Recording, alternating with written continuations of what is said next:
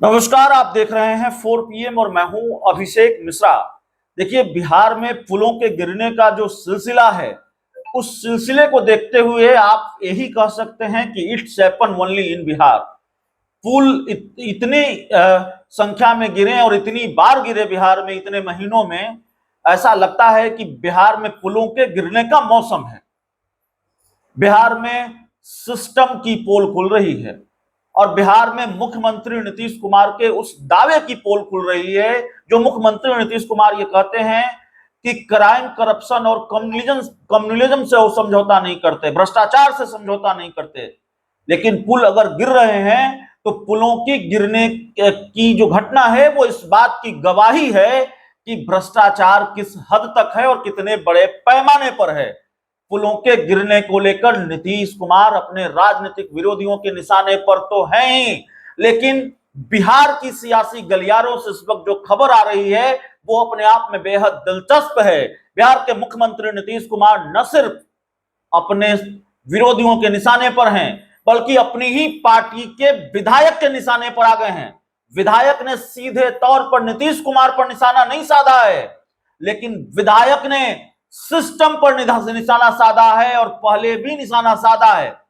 बिहार में पुलों के गिरने की हालत क्या है, बिहार में सिस्टम के अंदर किस तरह का भ्रष्टाचार है और बिहार में किस तरीके से हास्यास्पद तरीके से स्थिति है, उसका अंदाजा आप लगा सकते हैं कि आगवानी घाट पर बन रहा पुल तीसरी बार गिर गया। तीसरी बार हैट्रिक लगा ली है एक ही पुल ने गिरने की। एक ही पुल बार बार गिर रहा है।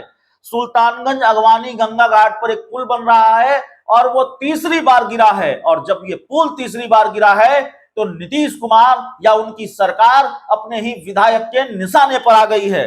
जेडीयू के विधायक हैं परबत्ता विधानसभा सीट से डॉक्टर संजीव ने सरकार पर निशाना साधा है। उन्होंने कहा है कि अगवानी सुल्तानगंज में गंगा पर निर्माणाधीन पुल फिर से गिर गया है, पूरा सिस्टम भ्रष्टाचार में लिप्त है।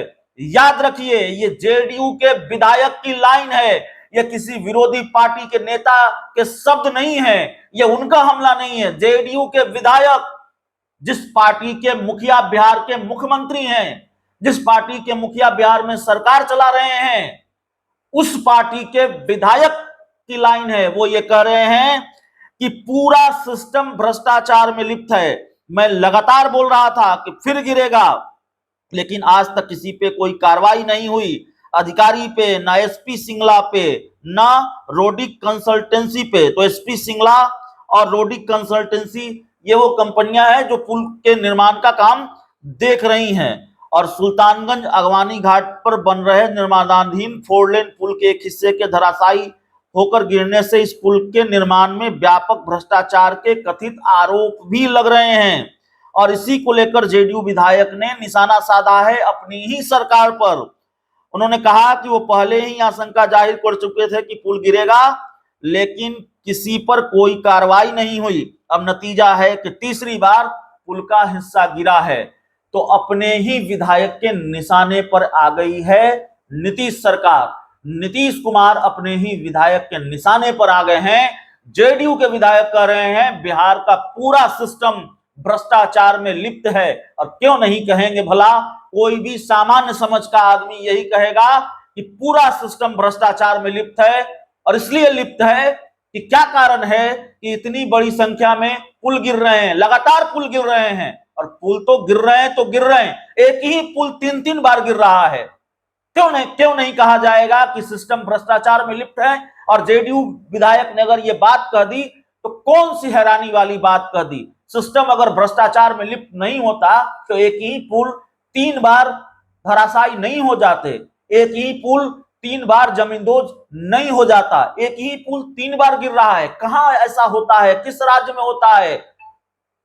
It's happen only in Bihar, ये सिर्फ बिहार में हो रहा है।